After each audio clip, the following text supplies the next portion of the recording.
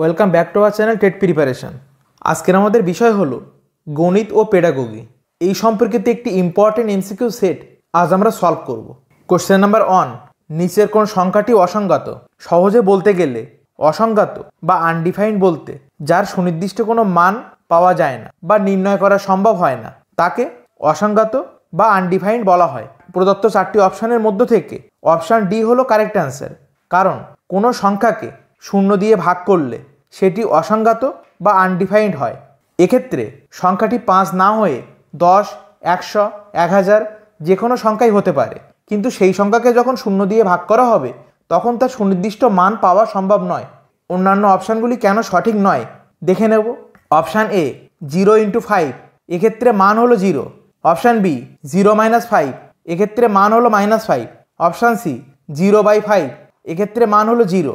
অর্থাৎ প্রত্যেক ক্ষেত্রেই একটি নির্দিষ্ট মান আছে, কেবলমাত্র অপশান ডি এর ক্ষেত্রে কোনো নির্দিষ্ট মান পাওয়া সম্ভব নয়। কোশ্চেন নাম্বার 2, দুটি পরপর সংখ্যা এমন যে প্রথমটি দ্বিগুণ এবং দ্বিতীয়টি 3 গুণের যোগফল 23, তবে সংখ্যা দুটির বিয়োগফল কত?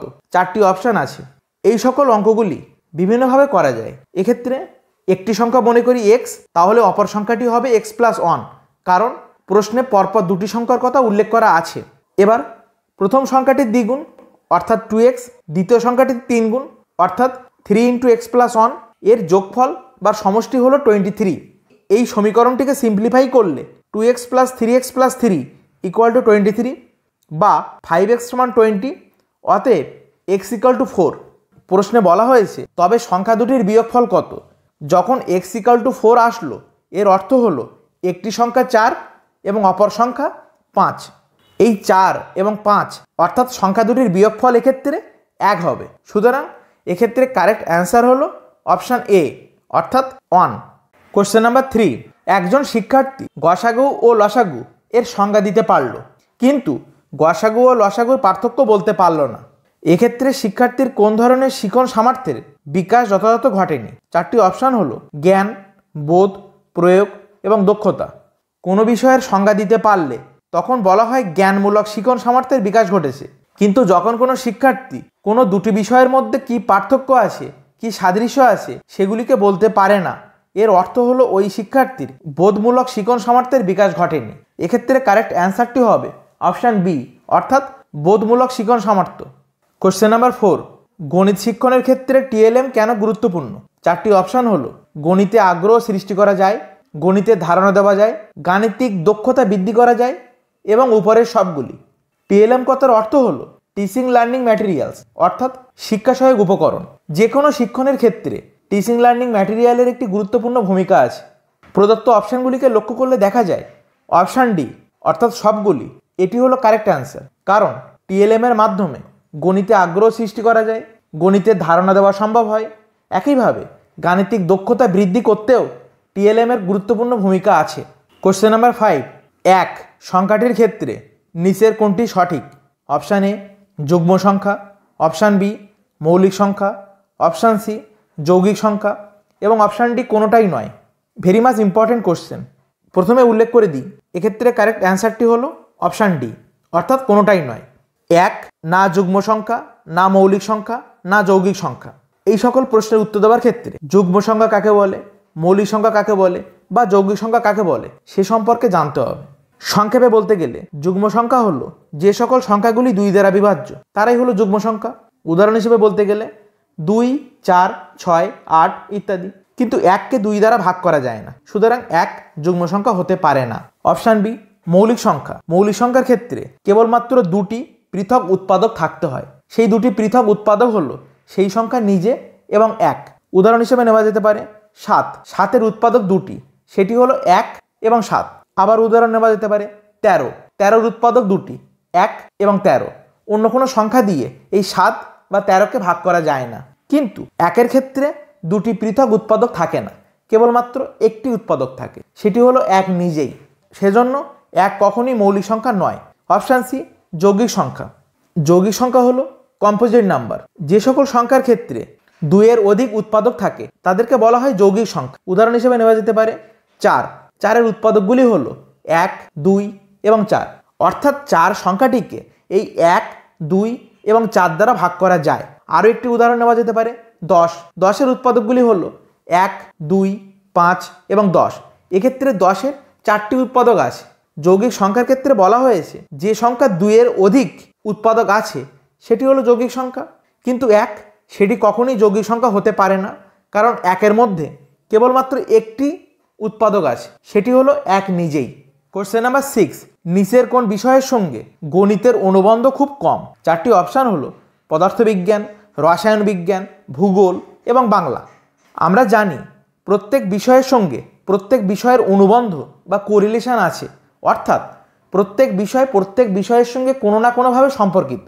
কিন্তু এক্ষেত্রে প্রশ্ন করা হয়েছে গণিতের সঙ্গে কোন বিষয়ের সম্পর্ক খুব কম। অপশানগুলি পর্যবেক্ষণ করলে দেখা যাবে অপশান ডি অর্থাৎ Bangla is the correct answer.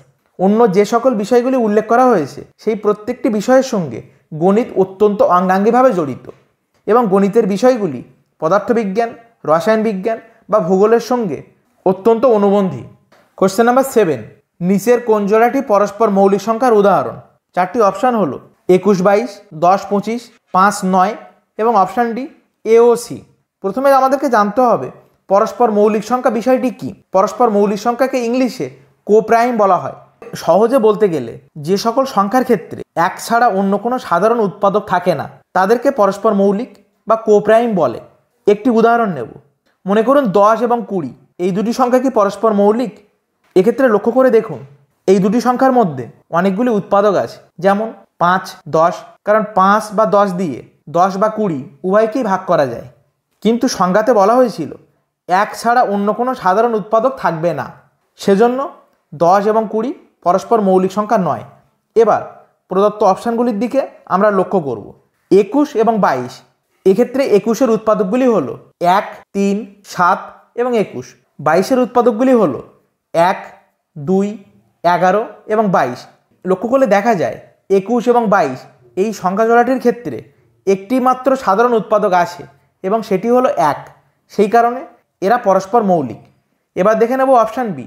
Option B এর সংখ্যা জোড়াটি ছিল 10 এবং 25।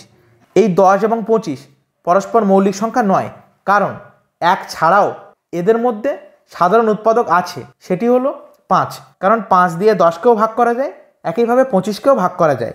অপশান সি 5 এবং 9। এই 5 এবং 9-এর মধ্যে 1 ছাড়া কোনো সাধারণ উৎপাদক নেই, সেই কারণে 5 এবং 9 এই জোড়াটি পরস্পর মৌলিক সংখ্যার একটি উদাহরণ। অপশান ডি এ ও সি এটি কিন্তু কারেক্ট অ্যান্সার, কারণ প্রদত্ত অপশানগুলিকে চেক করে আমরা দেখতে পেয়েছি এ ও সি এই দুটি অপশানে যে সকল সংখ্যা জোড়া আছে তারা পরস্পর মৌলিক, সুতরাং option D is the correct answer. Question number 8, এক্ষেত্রে 50কে 20 দিয়ে ভাগ করা হয়েছে। বলা হয়েছে এই ভাগ প্রক্রিয়ার ক্ষেত্রে ভাজ্য এবং ভাজকের পার্থক্য কত? উত্তর দেওয়ার ক্ষেত্রে কোনটিকে ভাজ্য এবং কোনটিকে ভাজক বলে সেটি আপনাদেরকে জানতে হবে। সংক্ষেপে বলতে গেলে ভাজ্য হলো যাকে ভাগ করা হয়, এক্ষেত্রে ভাজ্য 50, এবং ভাজক হলো যার দ্বারা ভাগ করা হয়, এক্ষেত্রে 20 হলো ভাজক।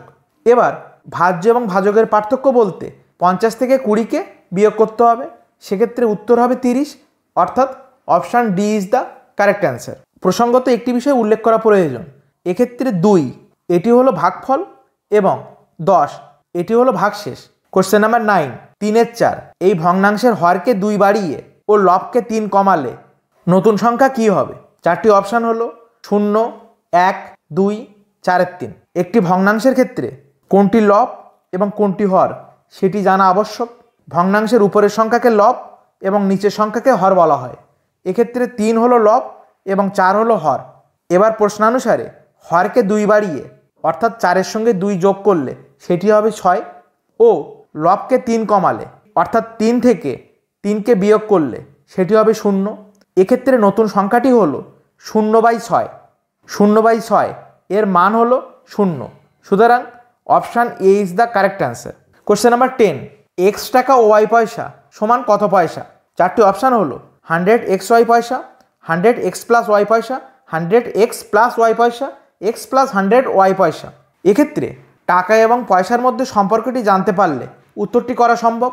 টাকা এবং পয়সার মধ্যে সম্পর্ক হলো 1 টাকা সমান 100 পয়সা, তাহলে x টাকা সমান x ইন্টু 100 পয়সা, সুতরাং x টাকা ওয়াই পয়সাকে পয়সাতে রূপান্তরিত করলে 100x+y এত পয়সা হলো সঠিক। প্রদত্ত অপশানগুলির মধ্যে অপশান সি অর্থাৎ 100x+y পয়সা এটি হলো কারেক্ট অ্যান্সার। গণিত এবং পেডাগোগি এই বিষয় সম্পর্কিত আজ আমরা 10টি ইম্পর্টেন্ট এমসিকিউ সলভ করলাম।